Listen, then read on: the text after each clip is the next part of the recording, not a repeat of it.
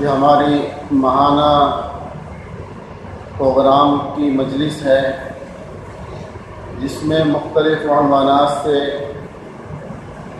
کوشش کی جاتی ہے کہ اللہ کی محبت ہمارے دلوں میں پیدا ہو جائے، فکر آخرت پیدا ہو جائے اور اللہ سبحانہ و تعالی سے تعلق مضبوط ہو جائے۔ آج جو آیات تلاوت کی ہیں ان آیات میں اللہ سبحانہ و تعالی یہ فرما رہے ہیں کہ اے ایمان والو،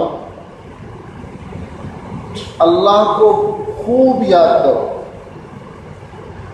اللہ سبحانہ و تعالی خود فرما رہے ہیں کہ اے ایمان والو، اللہ کو بہت یاد کرو، وَسَبِّحُوهُ بُكْرَةً وَأَصِيلًا، اور صبح و شام اس کی پاکیزگی اور اس کی شان بیان کرو۔ صرف یہ نہیں کہا کہ بس یاد کرو، بلکہ فرمایا خوب یاد کرو۔ یہ عجیب و غریب ایک بات ہے کیا ہم اگر قرآن کریم کا مطالعہ کریں اس کے بارے میں کہ اللہ اپنی یاد کی تاکید کتنی فرما رہے ہیں۔ ایک تو مطلقاً کہا جاتا ہے ذکر اللہ، کہ بھئی ذکر اللہ کرو، اللہ کا ذکر کرو۔ اللہ کا ذکر جو ہے یہ ایک وسیع معنی رکھتا ہے، اس میں نماز، روزہ، تلاوت قرآن کریم، دعا، استغفار، تسبیحات سب چیزیں آ جاتی ہیں۔ یعنی یہ خاص ذکر اللہ کی شکلیں ہیں، آپ یوں کہہ لیں اس کو۔ نماز ذکر کی ایک خاص شکل ہے، حج اللہ کے ذکر کی ایک خاص شکل ہے، زکوٰۃ دینا یہ اللہ کے ذکر کی ایک خاص شکل ہے۔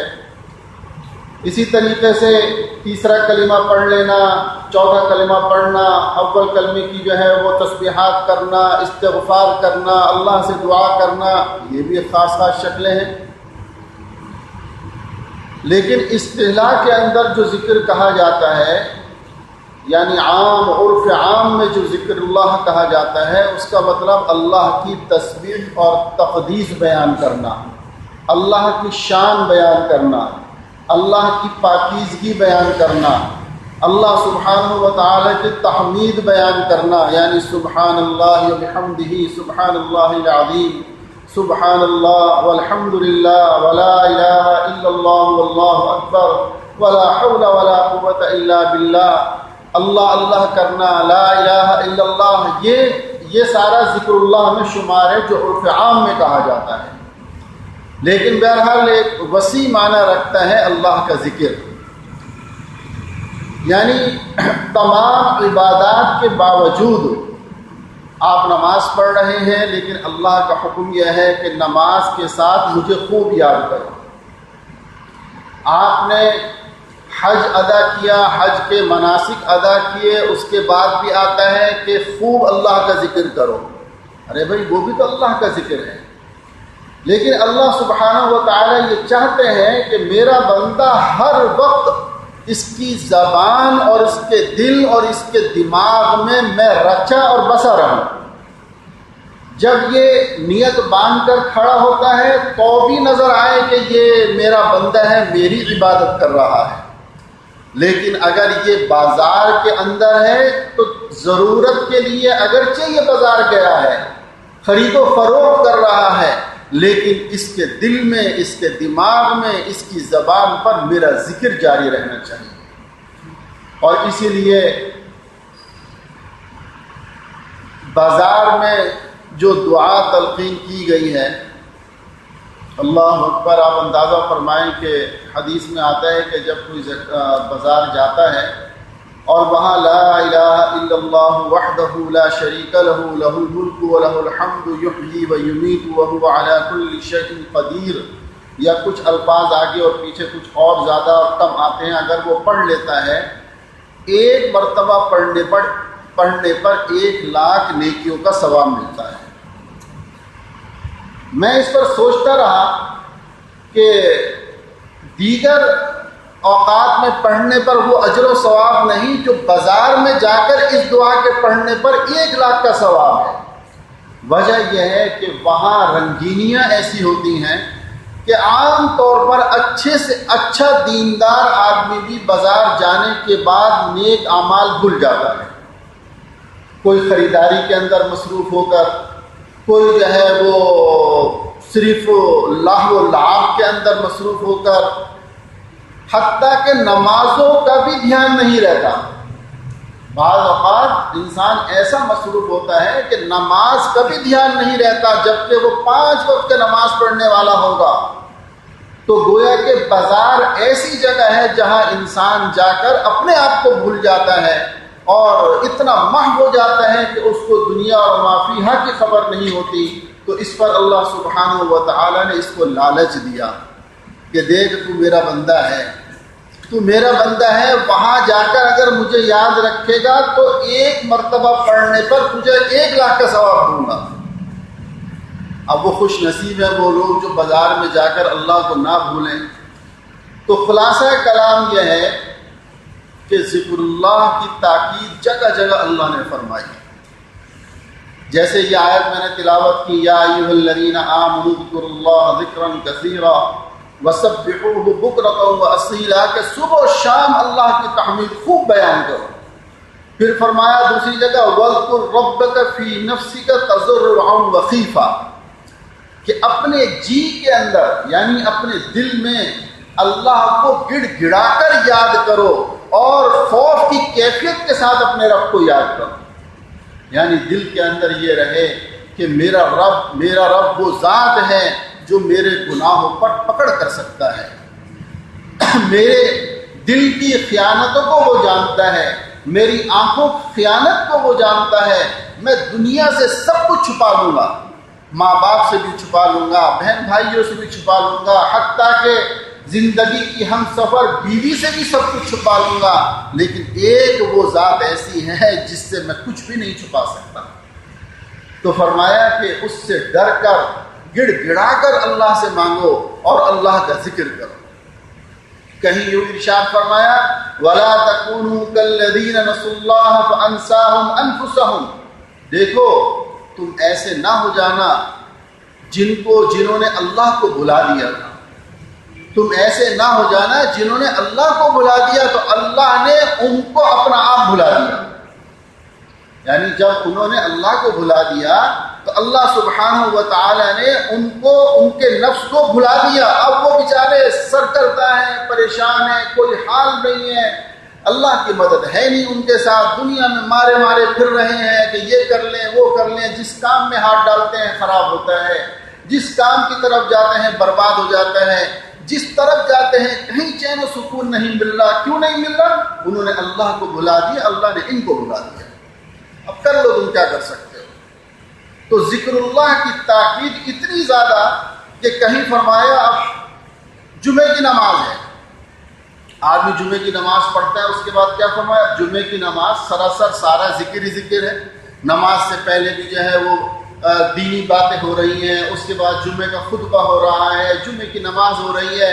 اور قرآن کریم کیا کہتا ہے یا ایھا الذین آمنوا اذا نودی للصلاۃ فاسعوا الی ذکر اللہ وذروا البیع ذلک خیر لکم ان کنتم تعلمون فاذا قضیتم الصلاۃ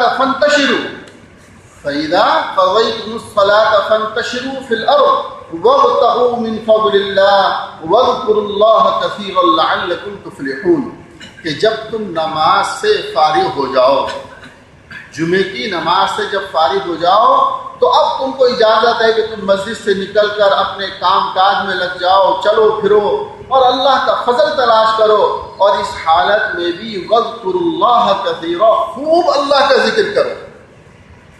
یعنی دنیا کے کام کاج کرو لیکن ساتھ میں اللہ کا ذکر ضرور کرو، کثرت کے ساتھ ذکر کرو. لعلکم تفلحون، انشاءاللہ تم کامیاب ہو جاؤ.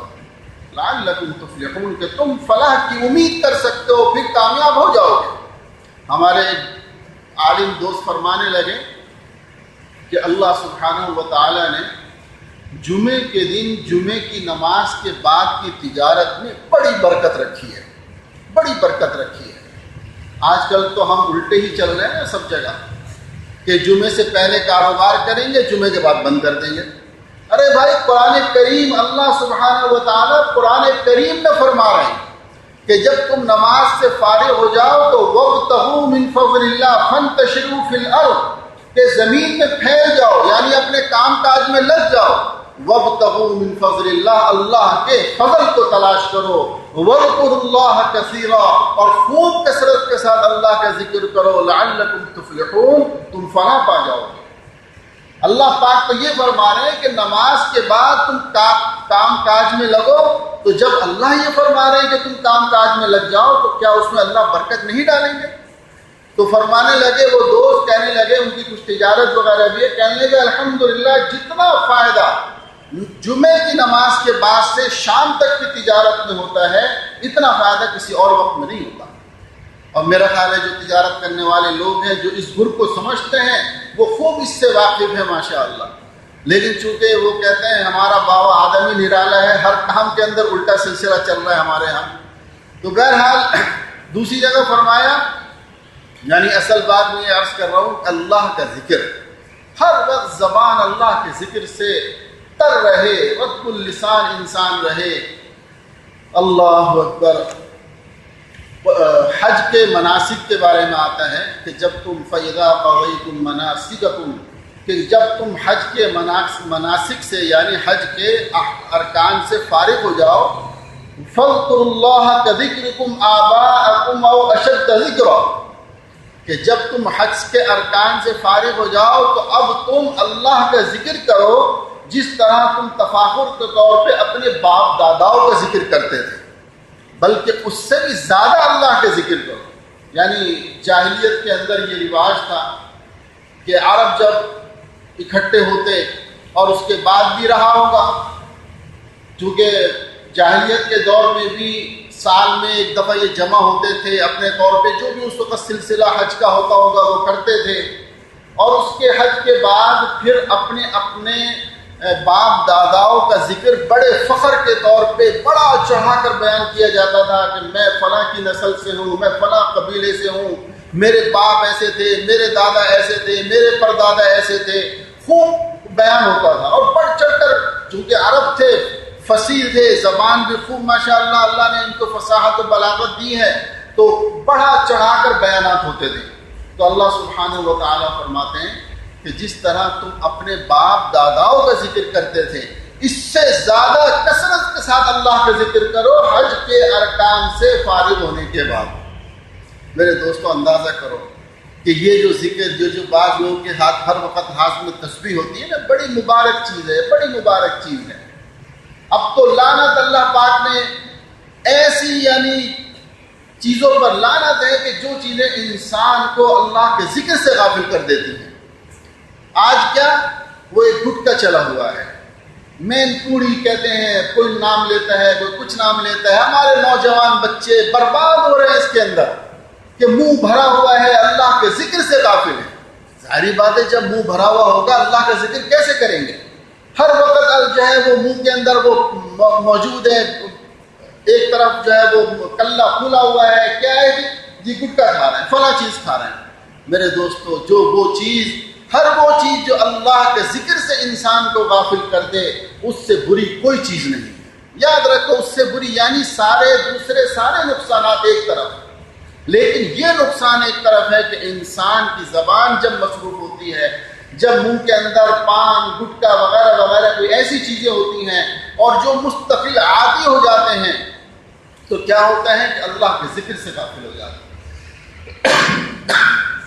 میرے والد محترم اللہ سبحانہ و تعالیٰ ان کو صحت و عافیت کے ساتھ عمر دراز نصیب فرمائے کہ وہ پان کھاتے تھے،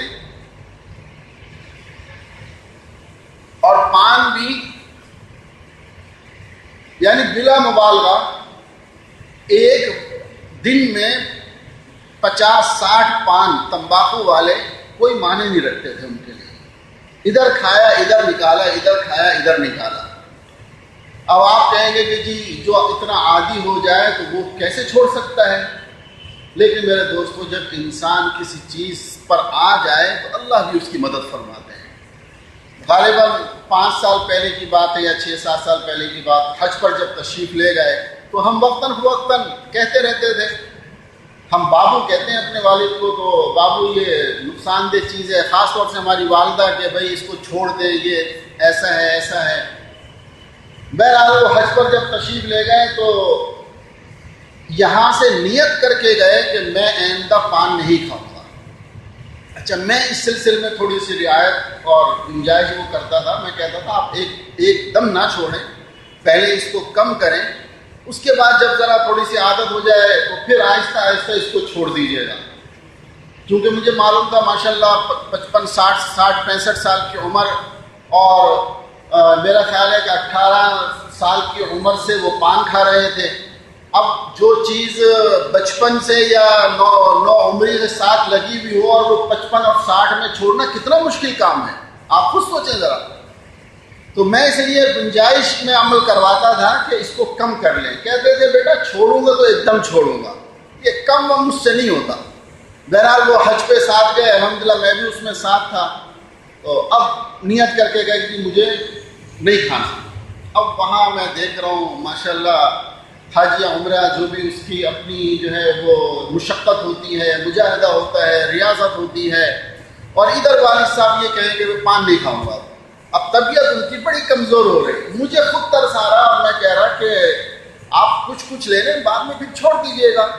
لیکن اللہ پاک انہیں مزید ہمت عطا فرمائے اور اللہ اس پر اجر عطا فرمائے۔ الحمدللہ یہ جب تہیہ کر لیا آج تک دوبارہ پان منہ میں نہیں رکھا، اور اس کی برکت سے اللہ پاک نے ایسی ان کو صحت بھی عطا فرمائی، اور اللہ رب العزت کا فضل ہے کہ الحمدللہ ذکر و اذکار کی بھی اللہ نے ایسی توفیق عطا فرمائی کہ جو چیزیں اس وقت نہیں ہوتی تھیں آج اللہ وہ سب ان سے کروا رہا ہے۔ تو میرے دوستو، وہ چیز جس سے انسان اللہ کے ذکر سے محروم ہو جائے، اور پھر بعض کو قرآن پڑھانے والوں کو دیکھا، قرآن پڑھا رہے ہیں، کلاس میں بیٹھے ہوئے ہیں، بعض نسوار کھانے والے نسوار انہوں نے منہ میں رکھی ہوئی ہیں، یہ گٹکا کھانے والے گٹکا انہوں نے منہ میں رکھا ہوا اور قرآن پڑھا رہے ہیں۔ انا للہ و انا الیہ راجعون۔ سوچنے کی بات ہے، جہاں یہ تاکید ہے کہ کچی پیاز اور لہسن کھا کر حکم یہ ہے کہ مسجد کے قریب نہ آؤ،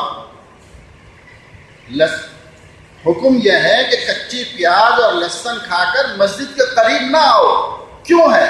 اس لیے کہ کچی پیاز اور لہسن کی جو بو ہے، اس بو سے فرشتوں کو تکلیف ہوگی، نورانی مخلوق کو تکلیف ہوگی۔ ظاہری بات ہے جب کوئی یہ چیزیں کچی کھاتا ہے تو ایک عجیب سی بھاپ اور عجیب سی جو ہے نا ہوا نکلتی ہے، سانس کے اندر بھی وہ چیز رچ اور بس جاتی ہے۔ اسی طریقے سے جو یہ چیزیں کھاتے ہیں، جو اس قسم کی گندی چیزیں ہیں، یعنی دیکھیں دونوں میں تھوڑا سا فرق بھی ہے۔ ایک ہے عام پان کھانا، اگر ایک آدمی کسی کو کوئی عذر ہے، بعض کہتے ہیں جی وہ ہمارے داڑھ میں کیڑا لگا ہوا ہے، اگر تمباکو والا پان نہیں کھاتے تو اس کی وجہ سے وہ تکلیف زیادہ ہوتی ہے، واللہ عالم۔ لیکن ایک عذر ہے، چلو بھائی عذر ہے، 2 4 5 آدمی کھا لیتا ہے۔ لیکن ایک یہ ہے کہ یہ جو آج کل کی جو چیزیں آ رہی ہیں، جن پر حکومت نے بار بار پابندی لگائی ہے، جن کے نقصانات اخبارات میں آتے ہیں، جو خود آپ نے بھی پڑھے ہیں، میں نے بھی پڑھے ہیں، آپ کو معلوم ہے کہ یہ چیز نقصان دہ ہے، اس کے باوجود آپ اس کے پیچھے پڑے ہوئے ہیں۔ یعنی جسمانی نقصان بھی، دماغی نقصان بھی، مال کا نقصان بھی، اور خاص طور سے وہ لوگ جو دینی کاموں کے اندر لگے ہوئے ہیں، اور وہ ان کاموں میں لگنے کے بعد جب ان کے ہر وقت وہ جو ہے قرآن کریم پڑھ رہے ہیں اور پڑھا رہے ہیں، جب ان کے منہ کے اندر یہ چیز ہوتی ہے، اس سے جو بو نکلتی ہے، مجھے بتائیں کہ اس بو کی وجہ سے فرشتوں کو کتنی تکلیف ہوتی ہوگی، کتنی تکلیف ہوتی ہوگی۔ اسی لیے یہ حکم ہے کہ بیت الخلاء میں اگر ہیں تو آپ وہاں پر اللہ کا ذکر نہ کریں۔ اللہ کا ذکر کرنے کا، اللہ کے ذکر کرنے کی بیت الخلاء میں ممانعت ہے۔ حکم یہ ہے کہ جب اندر جانے سے پہلے دعا پڑھ کر جائیں، اللہم انی اعوذ بک من الخبث والخبائث، اور جب باہر نکلے تو باہر نکلنے کے بعد دعا ہے، یعنی آپ سیدھا پیر باہر رکھیں اور دعا شروع کریں، غفرانک الحمدللہ الذی اذھب عنی الاذی وعافانی، کہ باہر نکلنے کے بعد وہ دعا پڑھ رہے ہیں۔ اندر حکم نہیں ہے کہ آپ غسل کرتے ہوئے آپ دعا شروع کر دیں، وہاں پر کلمہ شروع کر دیں، وہاں جو ہے دعائیں شروع کر دیں۔ کیوں؟ اس لیے کہ وہ نامناسب جگہ ہے۔ اور پھر وہاں پر جب آپ پڑھیں گے، دیکھیں جب انسان اللہ کا نام لیتا ہے، بسم اللہ بھی کہتا ہے، اس بسم اللہ کہنے سے ایک نورانی مخلوق وجود میں آتی ہے۔ نورانی مخلوق جو ہے وہ آتی ہے، اللہ کے فرشتے گویا کہ حاضر ہوتے ہیں، وہ آپ کے اس جو ہے وہ اس ذکر کو جو ہے وہ سنتے ہیں اور اس کی برکات آپ کے سامنے آتی ہیں۔ جب گندی جگہ ہوتی ہے تو وہاں اس مخلوق کو تکلیف پہنچے گی، لیکن اس چیز کا خیال ہی نہیں ہے۔ بہرحال بات یہ چل رہی تھی، بات کہیں سے کہیں چلے گئی، اللہ کسی کے لیے نافع بنا دے اس کو۔ میں دعا کر کے یہی بیٹھتا ہوں کہ یا اللہ جو بات نافع ہو وہ کہلوا دیجیے۔ تو میں یہ عرض کر رہا تھا کہ ذکر اللہ کی اتنی فضیلت ہے کہ قرآن کریم میں بار بار حج ہے تو اس کے بعد اللہ کے ذکر کثرت کے ساتھ کرو، نماز ہے نماز سے فارغ ہو گئے تو اللہ کے ذکر کرو، حتیٰ کہ جہاد جیسا عمل، جہاد جیسا عظیم عمل، اس کے بارے میں کیا ہے فرمایا، یا ایھا الذین آمنوا اذا لقیتم فئۃ فاثبتوا واذکروا اللہ کثیرا لعلکم تفلحون، کہ جب تمہاری کسی ایسی دشمن فوج سے مٹبھیڑ ہو جائے، کسی سے تمہارا سامنا ہو جائے، تو سب سے پہلی بات تو یہ کہ ثابت قدم ہو جانا، پیٹ پھیر کے مت بھاگنا۔ اللہ کے دشمنوں کے سامنے سے پیٹ پھیرنا یہ بہت بڑا گناہ ہے۔ فرمایا کہ جب تم وہاں پر اگر سامنا ہو جائے تو فَاثْبُتُوا، ثابت قدم ہو جاؤ، اور پھر وَاذْكُرُوا اللَّهَ كَثِيرًا، اللہ کا ذکر کثرت کے ساتھ کرو۔ ہر عمل میں آپ دیکھیں، ہر عمل میں اللہ پاک اس عمل کے بعد فرما رہے ہیں اللہ کا ذکر کرو۔ تو معلوم یہ ہوا کہ ان خاص صورتوں کے علاوہ جو نماز، روزہ، حج، زکوٰۃ، جہاد، ان صورتوں کے علاوہ اللہ پاک ہمیں یہ فرما رہے ہیں، اور انشاءاللہ آگے میں اس سلسلے میں ارادہ ہے تفصیل کے ساتھ کہ زبان سے ذکر کرنے کی کیا فضیلتیں ہیں، انشاءاللہ وہ بھی وقت کے اوپر آئے گا، اور خاص کلمات کی کیا فضیلتیں ہیں وہ بھی انشاءاللہ اس کے اندر بیان ہوں گے۔ لیکن آج کا جو موضوع ہے وہ ہمارا کہ ذکر کی اہمیت کتنی ہے، کہ اللہ پاک بس یہ فرما رہے ہیں کہ ہر وقت میری طرف دھیان رہے۔ ایک بزرگ دوسرے بزرگ سے ملاقات کے لیے جا رہے تھے، راستے کے اندر کسی درخت کے نیچے تھوڑی دیر آرام کرنے کے لیے لیٹے، تو اللہ پاک نے ان کو یہ کشف کی دولت عطا فرمائی تھی کہ پرندوں کی بولی سمجھتے تھے۔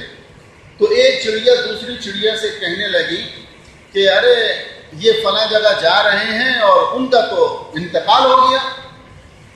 اب انہوں نے جب یہ بات سنی تو بڑے پریشان ہوئے کہ میں وہاں جا رہا ہوں اور یہ خبر مل رہی ہے کہ انتقال ہو گیا۔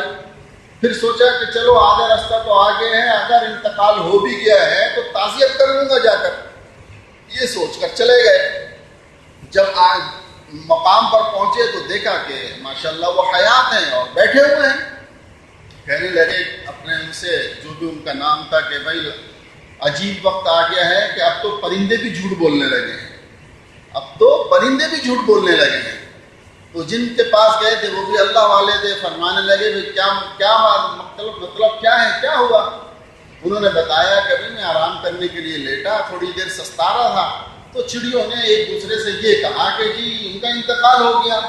تو انہوں نے پوچھا کہ وہ وقت کیا تھا جس وقت پہ یہ گفتگو ہوئی اور آپ نے سنی؟ فرمایا فلاں وقت تھا۔ فرمایا ہاں، انہوں نے بالکل صحیح کہا تھا، اس وقت میری توجہ اللہ سے ہٹ گئی تھی، میری توجہ اللہ سے ہٹ گئی تھی۔ گویا کہ اللہ سبحانہ و تعالی سے ذرا سی توجہ کا ہٹ جانا یہ انسان کی روحانی موت ہے، یہ انسان کی روحانی موت ہے۔ حدیث میں ایک روایت میں آتا ہے کہ جنت میں جنتی کو کسی چیز کا غم نہیں ہوگا سوائے ایک چیز کے، جنت میں جنتی کو کسی چیز کا غم نہیں ہوگا سوائے ایک چیز کے، اور وہ چیز کا غم ہوگا، اس وقت کا غم ہوگا جو وقت اس کا اللہ کے ذکر کے بغیر گزر گیا۔ یعنی جس وقت میں اس نے اللہ کا ذکر نہیں کیا اس وقت پر اس کو غم ہوگا کہ کاش میں اللہ کا اس وقت کے اندر بھی ذکر کرتا کہ آج اللہ سبحانہ و تعالی نے جو مجھے جنت عطا فرمائی ہے، اور اگر میں اللہ کا ذکر کرتا تو میرا اللہ مجھ سے اور کتنا راضی ہو جاتا۔ تو میرے دوستو، اللہ کے ذکر کی خوب کثرت کرنی چاہیے، خوب اللہ کا ذکر کرنا چاہیے، اور اگر زبان سے وقت کوئی موقع نہ ہو، کسی ایسی جگہ ہے تو توجہ اللہ کی طرف رہے، توجہ اللہ کی طرف رہے، یہ اللہ کا ذکر ہے۔ ضروری نہیں ہے کہ آپ ہر وقت زبان ہی سے کرتے رہیں، انسان تھک جاتا ہے، بعض مرتبہ زبان سے تھک جاتا ہے تو زبان سے نہ کرے، لیکن اس کی توجہ اللہ کی طرف رہے، یہ بھی اللہ کا ذکر ہے۔ اور اس کی مثال ہمارے حضرت والا رحمۃ اللہ علیہ یوں دیا کرتے تھے، فرماتے تھے کہ جب کسی کے کوئی کانٹا چبھ جاتا ہے، اس کانٹے کی موجودگی میں جب تک وہ کانٹا نکالا نہیں جاتا، اس وقت تک اس کو تکلیف رہتی ہے۔ اب اس حال کے اندر وہ کھاتا بھی ہے، پیتا بھی ہے، سوتا بھی ہے، جاگتا بھی ہے، لیکن توجہ اسی تکلیف کی طرف ہوتی ہے۔ اور واقعتاً اللہ والے ایسی ایسی مثالیں دے کے سمجھا گئے۔ پچھلے دنوں میرے گھٹنے میں تکلیف ہوئی، ایک دعا بھی فرما دیجئے، کچھ بیماری کے لحاظ سے کچھ ٹانگوں کی تکلیف مجھے بڑھتی جا رہی ہے، جس کی وجہ سے کافی کمزوری آ رہی ہے چلنے میں، پھرنے میں، اٹھنے بیٹھنے میں۔ تو بہرحال اللہ سے دعا بھی کرتا ہوں اور علاج بھی ہو رہا ہے الحمدللہ، جو ظاہری اسباب ہیں وہ بھی اختیار کیے ہوئے ہیں، لیکن آپ سب احباب بھی اپنی دعاؤں میں یاد رکھیں کہ اللہ پاک اپنے فضل و کرم سے صحت کلی نصیب فرما دے، اللہ صحت کامل عاجلہ نصیب فرما دے۔ چونکہ تکلیف کچھ ایسی ہے کہ جس کی وجہ سے بہرحال نمازوں میں بھی پریشانی ہوتی ہے، دیگر اعمال میں بھی۔ تو میں یہ عرض کر رہا تھا کہ پچھلے دنوں یہ پاؤں میں، گھٹنے میں تکلیف بڑی شدت کی ہوئی۔ اب میں ایک جگہ وہ پاؤں رکھا ہوا ہے، لیکن تکلیف اس کی ایسی ہے کہ وہ بے چین ہے۔ اب میں سو رہا ہوں، لیکن سوتے میں بھی ذہن میرا اس تکلیف کی طرف ہی ہے۔ معمولی سب جو ہے وہ حرکت ہوئی اور آنکھ کھل گئی کہ تکلیف ہو رہی ہے۔ تو میرے دوستو، اللہ انسان کی یہ کیفیت بن جائے اللہ کی یاد میں کہ کروٹ بدلتے ہوئے بھی اللہ زبان سے نکلے۔ کروٹ بدل رہا ہے، ذرا سی حرکت ہوئی، بیداری ہوئی، تو بھی زبان سے اللہ نکلے، تو بھی زبان سے لا الہ الا اللہ نکلے۔ اور یہ جب ہوتا ہے جب آپ زندگی کے اندر اپنے جو وہ لمحات ہیں جن میں شعور ہے، جن کے اندر آپ کو احساس ہے، اس وقت میں جب آپ اللہ کا ذکر کریں گے تو وہ وقت جس کے اندر آپ کو احساس نہیں ہوگا، بے ساختہ اللہ کا ورد زبان سے نکلے گا، بے ساختہ نکلے گا۔ کیسے کیسے اللہ کے جو ہے وہ ولی دیکھے ہیں، عام سے مسلمان، لیکن جب انہوں نے اللہ کے ذکر کی کثرت کی تو یہ دیکھنے میں آیا کہ ادھر موت کا وقت قریب ہے اور ادھر کہنے کی ضرورت نہیں پڑ رہی کہ آپ فلاں پڑھیں فلاں پڑھیں، خود بخود ان کی زبان سے یا حی یا قیوم برحمتک استغیث نکل رہا ہے، خود بخود لا الہ الا اللہ نکل رہا ہے۔ دوسروں سے کہہ رہے ہیں، کہہ رہے میاں کلمہ پڑھو، خود کا موت کا وقت ہے۔ ہوتا یہ ہے کہ تلقین کی جاتی ہے، ان کے سامنے کلمہ پڑھا جاتا ہے، لیکن ذکر کی اللہ نے ایسی عادت ان کو ڈلوا دی، ایسی انہوں نے محبت کے ساتھ اپنی زندگی میں ذکر کیا ہے کہ پھر حال یہ ہے کہ روح نکل رہی ہے، ساتھ ساتھ اللہ اللہ اللہ نکل رہا ہے۔ یہ دوستو کیفیت بن جائے، سبحان اللہ۔ اور دوسری طرف ایسے لوگ بھی ہیں کہ آپ ان سے کہیں کہ کلمہ، وہ کہہ رہے ہیں لا الہ الا اللہ محمد رسول اللہ، ان کے سامنے پڑھا جا رہا ہے، اشہد ان لا الہ الا اللہ ان کے سامنے پڑھا جا رہا ہے، اور ان کی زبان سے کلمہ نہیں نکل رہا۔ اگر وہ بیچارہ کوئی سبزی بیچنے والا ہے تو سبزی کے الفاظ نکل رہے ہیں، فلاں چیز اتنے کلو، فلاں چیز اتنے کی، فلاں چیز اتنے کی، یعنی کتنے واقعات ہیں ہمارے پاس، یہ کتابوں میں باقاعدہ لکھ کے ہیں، لوگوں نے سنائے ہیں۔ ہمارے ایک نازو آباد میں صاحب تھے، اللہ مغفرت فرمائے، گالیاں بہت بکتے تھے، رات دن سارا صبح سے شام تک دکان پہ بیٹھے گالیاں بکتے رہتے تھے۔ ان کے بارے میں آتے ہیں کہ جب موت کا وقت آیا، لوگ کلمہ پڑھ رہے اور ان کے منہ سے گالیاں نکل رہی ہیں۔ اس وقت سے پناہ مانگنی چاہیے، ڈرنا چاہیے، اللہ سے مانگنا چاہیے کہ یا اللہ اپنے فضل سے اس وقت کے اندر اللہ پاک کلمہ عطا فرما دے، سبحان اللہ، پھر کیا کہنے ہیں۔ تو بہرحال اللہ کے ذکر کی بہت ساری آیات ہیں، یہ چند آیات میں نے آپ کے سامنے بتائی ہیں۔ کہیں اللہ سبحانہ و تعالی فرماتے ہیں یا ایھا الذین آمنوا لا تلھکم اموالکم ولا اولادکم عن ذکر اللہ ومن یفعل ذلک فاولئک هم الخاسرون۔ اے ایمان والو، تمہیں تمہاری اولاد اور تمہارے اموال ہلاکت میں نہ ڈال دیں، تمہارے مال اور تمہاری اولاد یہ تمہیں ہلاکت میں نہ ڈال دیں کہ ان کی وجہ سے تم خاسرین میں سے ہو جاؤ گے۔ کہیں فرما رہے ہیں فَاذْكُرُونِي أَذْكُرْكُمْ وَاشْكُرُوا لِي وَلَا تَكْفُرُونَ، کہ تم مجھے یاد کرو میں تمہیں یاد کروں گا۔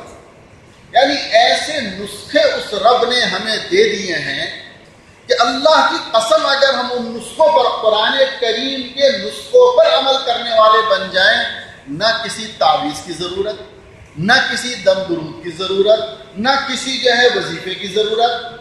بات قرآن سے بڑھ کر کوئی وظیفہ ہمارے پاس نہیں ہے، سب سے بڑھ کر قرآن کریم ہمارے پاس وظیفہ ہے کہ قرآن کریم نے جو نسخے بیان کر دیے اس کو آپ عمل کرنے والے بن جائیں، کوئی پریشانی نہیں رہے گی، سب کچھ اللہ کی طرف سے اتنی آسانی کے ساتھ میسر ہوگا۔ اور اگر اللہ کی طرف سے کسی حکمت کے تحت اگر کوئی آپ کی دعا بظاہر قبول نہ ہو، دیر سویر ہو، تو یہ نہیں ہے کہ اس پر انسان کے اندر وابلہ آ جائے، بلکہ یہ اطمینان ہوتا ہے کہ جو کچھ ہے میرے رب کی طرف سے ہے، بس جو کچھ ہے میرے رب کی طرف سے ہے۔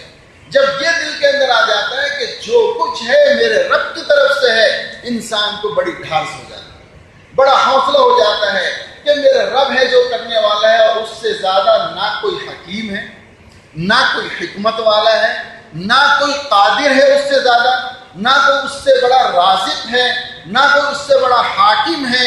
آپ یہ دیکھیں نا کہ مخلوق کی محبت مخلوق کے ساتھ اس کے اندر یہ کامل محبت نہیں ہے، نہ قدرت کامل ہے، نہ حکمت کامل ہے، نہ محبت کامل ہے، لیکن اللہ کی اپنی مخلوق کے ساتھ محبت بھی کامل ہے، اس کی حکمت بھی کامل ہے، اس کی حاکمیت بھی کامل ہے۔ وہ ہر طرح سے ہمارے اوپر قدرت رکھتا ہے اور ہر طرح سے ہماری ضروریات کو پورے کرنے کی طاقت رکھتا ہے۔ ایسا نہیں ہے کہ نعوذ باللہ کہ ہماری کسی چیز کو پورا نہ کر سکے۔ تو جب ایسے رب کے ہم ماننے والے ہیں تو دوستوں پھر پریشانی کی کیا بات ہے؟ پھر تو بس جو حال ہے، ہاں پریشانی بس ایک ہونی چاہیے، اور وہ پریشانی کیا ہے؟ وہ پریشانی یہ ہونی چاہیے کہ یا اللہ یہ میری بدعمالیوں کی شامت اعمال نہ ہو، میری بدعمالی یعنی میرے گناہوں کی وجہ سے میرے اوپر اس کا وبال نہ ہو، اور اللہ سے استغفار کرتا رہے۔ کل مجھے کسی نے ایک میسیج کیا، بڑا خوبصورت میسیج تھا، کہ کسی نے حضرت رابعہ بصریہ رحمہ اللہ سے یا حضرت حسن بصری رحمہ اللہ سے پوچھا، اللہ اکبر، کہ حضرت توبہ کرتا ہوں لیکن پتہ نہیں توبہ قبول بھی ہوتی ہے یا نہیں۔ فرمایا کہ اللہ کے بندے، تیرا توبہ کرنا اور اللہ کا تجھے توبہ کی توفیق دے دینا، یہ اس بات کی علامت ہے کہ اللہ اسے قبول فرما رہے ہیں۔ اگر اللہ قبول نہ فرما دے، تجھے توبہ کی توفیق بھی نہ ہوتی۔ اگر اللہ پاک قبول نہ فرماتے تو تجھے توبہ کی توفیق بھی نہ ہوتی۔ یہ توبہ کی توفیق ہونا یہ اس رب کا فضل ہے تیرے اوپر کہ وہ اس توبہ کو تیری قبول کرنا چاہتے ہیں جو تجھے توبہ کی توفیق دے رہے ہیں۔ اور حقیقت ہے، آپ دیکھ لیں، ہر انسان کو توبہ کی توفیق نہیں ہوتی۔ ایسے کتنے بڑے بڑے لوگ ہوتے ہیں، بڑے گناہوں کے اندر پڑے ہوئے ہیں، باتیں کرنے میں بڑے ہوشیار ہیں، آپ ان سے ہاں جی میں بڑا گناہ گار ہوں، بڑا سیاہ کار ہوں، بس جی میرے لیے دعا فرمائیں۔ اگر آپ ان سے کہیں کہ بھائی اللہ سے توبہ کر لو اور نماز کی طرف آ جاؤ، وہ نہیں کر سکتے، نماز کی طرف نہیں آئیں گے، اللہ کی طرف نہیں آئیں گے، باتیں بہت کریں گے۔ تو اس کا مطلب کیا ہوا کہ اللہ کی توفیق نہیں ہو رہی ہے۔ ہمارے بزرگوں کی جو دعائیں ہیں اور احادیث کی بلکہ دعائیں میں سے ایک دعا یہ بھی ہے کہ اللہ میری توفیق توبہ کو سلب نہ فرما. میری توفیق توبہ یعنی جو آپ مجھے توبہ کی توفیق دے رہے ہیں، یا اللہ اس کو سلب نہ فرمائیے گا، اپنے فضل سے مرتے دم تک مجھے توفیق توبہ عطا فرمائیے گا. تو بہرحال میرے دوستوں اور بزرگوں، اللہ سبحانہ و تعالی سے خوب مانگا کریں، اللہ کا ذکر کیا کریں. قرآن کریم میں دوسرے کا کیا فرمایا؟ ان فی خلق السماوات والارض واختلاف اللیل والنہار لآیات لأولی الالباب الذین یذکرون اللہ قیاما وقعودا وعلی جنوبہم. فرمایا کہ اہل عقل کون ہیں؟ آج تو ہمارے ہاں دانش مندی اور عقل کے قائدین جو ہیں وہ اپنے اپنے اندر ہر آدمی اپنے آپ کو سمجھتا ہے نا کہ یہ فلاں دانش مند ہیں، یہ فلاں عقل مند ہیں. لیکن دیکھنا یہ ہے کہ ہمارا رب عقل مند کس کو کہہ رہا ہے؟ کہتے ہیں یہ مولوی تو جاہل لوگ ہیں، ان کو کیا معلوم دنیا کے اندر کیسے جیا جاتا ہے. کہتے ہیں یہ تو جاہل لوگ ہیں، یہ اللہ اللہ کرنے والے جو ہے، ارے ان کو دنیا کا کیا پتا ہے، دنیا کیسے کمائی جاتی ہے، دنیا کے اندر کیسے جیا جاتا ہے. بٹ اپنے آپ کو جو آج دنیا کے اپنے کو مفکر سمجھتے ہیں. لیکن بات یہ ہے کہ جس رب نے ہم سب کو پیدا کیا ہے، جس رب نے جو ہم سب کا خالق و مالک ہے، جو ہم سب کا حاکم اور رازق ہے، وہ کیا کہہ رہے ہیں کہ عقل مند کون ہے؟ فرمایا کہ اس آیت میں کہ عقل مند وہ لوگ ہیں جو ہر حال میں اللہ کا ذکر کرتے ہیں. یذکرون اللہ قیاما وقعودا وعلی جنوبہم، کھڑے بھی، بیٹھے بھی، لیٹے بھی اپنے پہلوؤں کے اوپر، اور وہ اس اللہ کا ذکر کرتے ہیں. یہ اولو الالباب عقل مند لوگ ہیں جو اس میں غور کرتے ہیں کہ یہ آسمان و زمین کا بنانے والا کوئی ہے، یہ رات اور دن کا بنانے والا کوئی ہے. وہ اس میں غور کرتے ہیں. یہ عقل مند لوگ ہیں. یہ عقل مند نہیں ہے جو اس فکر میں پڑے ہوئے ہیں چاند پہ کیسے پہنچ جائیں، سورج پہ کیسے پہنچ جائیں، فلاں جگہ کیسے پہنچ جائیں. باقی یعنی اگر یہ عقل مند ہوتے تو میرے دوستو سائنسدان سب سے بڑا ایمان والا ہوتا. جو سائنسدان کہلاتے ہیں، جن کے سامنے دنیا کی یعنی یوں سمجھ لیں کہ پرت پرت کھل جاتی ہے، جو کہاں کہاں پہنچ جاتے ہیں، اگر یہ عقل مند ہوتے تو سب سے بڑے اللہ کے ماننے والے ہوتے. لیکن آج کے دور میں بھی آپ مجھ سے زیادہ جانتے ہیں کہ کیسے کیسے بڑے بڑے لوگ ہیں لیکن ایمان سے محروم ہیں. تو ایمان والے جو اللہ کا ذکر کثرت کے ساتھ کرتے ہیں، ہر حال میں اللہ کو یاد کرتے ہیں، اللہ فرما رہے ہیں کہ یہ ہیں عقل مند لوگ، یہ ہیں سمجھدار. تو بہرحال ذکر اللہ کو اپنا معمول بنایا جائے، کثرت کے ساتھ اللہ کا ذکر کیا جائے. لیکن ایک بات اور بھی یاد رکھیں، بعض لوگ لمبی لمبی تسبیحات شروع کر دیتے ہیں اور کسی کو اپنا بڑا نہیں بناتے، کسی سے مشورہ نہیں کرتے. تو اس طرح کی تسبیحات سے بھی گریز کیا جائے، کیونکہ بعض مرتبہ مخصوص قسم کی تسبیحات جب کی جاتی ہیں اور کثرت کے ساتھ ایک ہی قسم کی تسبیحات کی جاتی ہیں اور انسان کے اندر اس کے برداشت کی قوت نہیں ہوتی، تو اس سے بھی اس کو نقصان ہو سکتا ہے. اس کا بھی خیال رکھا جائے. یہ نہیں کہ بھئی ہم نے سنا ہے کہ کثرت کے ساتھ ذکر کرنا ہے تو بس کہیں پڑھ لیا اور تسبیحات کون سی کرتے ہیں؟ جی ہم نے فلاں کتاب میں پڑھا تھا کہ روزی میں برکت کے لیے 12,000 مرتبہ فلاں اسم پڑھنا ہے. وہ میں نے شروع کیا ہوا ہے حضرت. ایک آتے جی میں نے پڑھا تھا کہ سورہ مزمل جو ہے وہ روزانہ 40 مرتبہ پڑھیں گے تو وہ یہ ہو جائے گا. وہ ہوتا یہ جو کچھ تھا وہ بھی ختم ہو جاتا ہے. ایک ہے اللہ کی رضا کے لیے ذکر کرنا. میرا مقصد اللہ کی رضا ہے کہ میرا اللہ راضی ہو جائے. سبحان اللہ پڑھ رہے ہیں، سبحان اللہ بحمدہ، سبحان اللہ العظیم پڑھ رہے ہیں، درود شریف پڑھ رہے ہیں، اللہ اللہ کر رہے ہیں، اللہ کی رضا. اور ایک مقصد سامنے کیا رکھا؟ میرے کاروبار میں برکت ہو جائے. نعوذ باللہ بعض مرتبہ عجیب عجیب باتیں کہتے ہوئے بھی اچھا نہیں لگتا. ایک صاحب بینک میں نوکری کرتے تھے.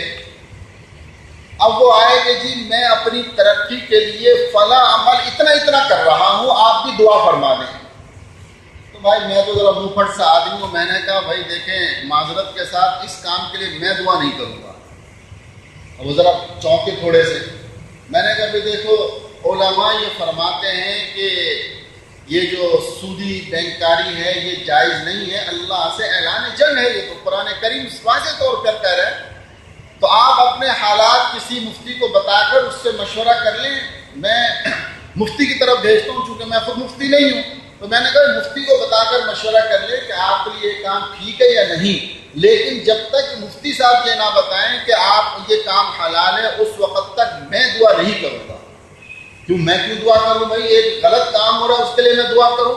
تو اب انسان، یہ تو ایک مثال میں نے دی ہے، بہت سارے بیچارے ایسے ہیں جن کو معلوم ہی نہیں ہے ناجائز کام کیا کیا ہوتے ہیں، اور وہ ناجائز کام کے لیے تسبیحات پہ تسبیحات کرے جا رہے ہیں کہ اتنے اتنے ہزار پڑھنا ہے، اتنی صورتوں کو اتنی مرتبہ پڑھنا ہے، فلاں صورت اتنی۔ صبح سے رات تک جب میں نے پوچھتا ہوں پتہ چلا ہر نماز کے بعد فلاں فلاں چیزیں پڑھی جا رہی ہیں کہ میرے کام میں برکت ہو جائے، میری ترقی ہو جائے۔ تو میرے دوستو ایسی چیزوں سے بجائے برکت، یعنی حرام کام کے لیے جب اس طرح سے کیا جاتا ہے تو بجائے برکت کے اور نقصان ہوتا ہے۔ تو یہ چیزیں پڑھنے کے لیے کسی عالم سے، کسی بڑے سے، کسی اللہ والے سے مشورہ ضرور کرنا چاہیے کہ میں یہ چیزیں پڑھنا چاہتا ہوں۔ باقی جو ذکر عام ہے جیسے تسبیحات بتائی جاتی ہیں، صبح و شام کی تسبیحات بزرگ بتاتے ہیں کہ جی تیسرے کلمے کی تسبیح ہے، استغفار کی تسبیح ہے، درود شریف کی تسبیح ہے، صبح بھی پڑھیں شام بھی پڑھیں، کوئی حرج نہیں ہے۔ جو مسنون اعمال ہیں ان کو آپ کریں، انشاءاللہ کوئی نقصان نہیں ہوگا۔ نقصان وہاں ہوتا ہے جب کسی چیز کو دنیاوی معاملات کے خاطر حد سے زیادہ بغیر کسی کی اجازت کے پڑھا جاتا ہے، تو وہاں نقصان سامنے آتا ہے۔ اللہ سبحانہ و تعالی ہم سب کو کہنے سننے زیادہ عمل کے توفیق عطا فرمائے، ذکر اللہ کی کثرت کے اللہ پاک ہم سب کو توفیق عطا فرمائے۔ چونکہ آج اس پروگرام میں ہمارے مجلس ذکر بھی ہوتی ہے تو بیان اسی پر اکتفا کرتا ہوں، اور ذکر اللہ کی مجلس ہوگی جیسا کہ بار بار بتایا جاتا ہے۔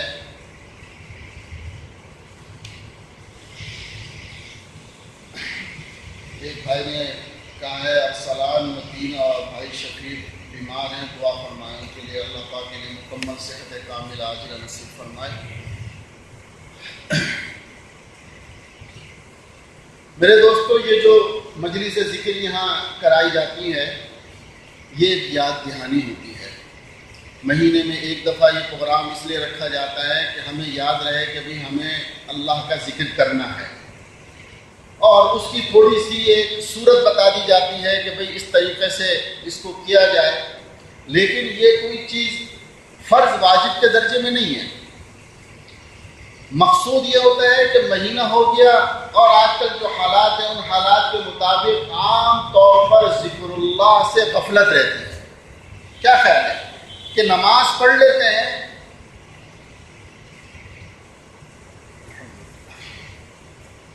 نماز پڑھ لیتے ہیں، تلاوت بھی کر لیتے ہیں، لیکن اللہ کا ذکر خاص طور سے لا الہ الا اللہ کا جو ورد ہے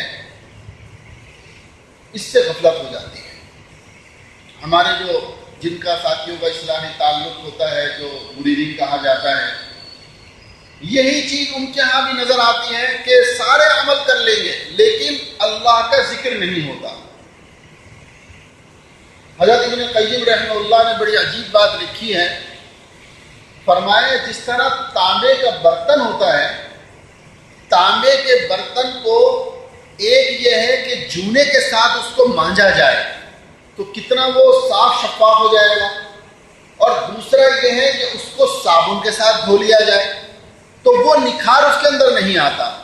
ایسے ہی میرے دوستو نماز، روزہ، تلاوت وغیرہ یہ سب ایسا ہے جیسے دل کی صفائی کرنا صابن کے ذریعے سے، اور اللہ اللہ کرنا، لا الہ الا اللہ ذکر اللہ کرنا، یہ ایسا ہے جیسے دل کی صفائی مانجے کے ذریعے یعنی جونے کے ذریعے صفائی کرنا، اور یہ اسی سے شیطان روک دیتا ہے۔ سارے کام کر لیں گے، یہ نہیں کر سکیں گے، اور بلکہ حضرت شاہ ولی اللہ رحمۃ اللہ علیہ نے لکھا ہے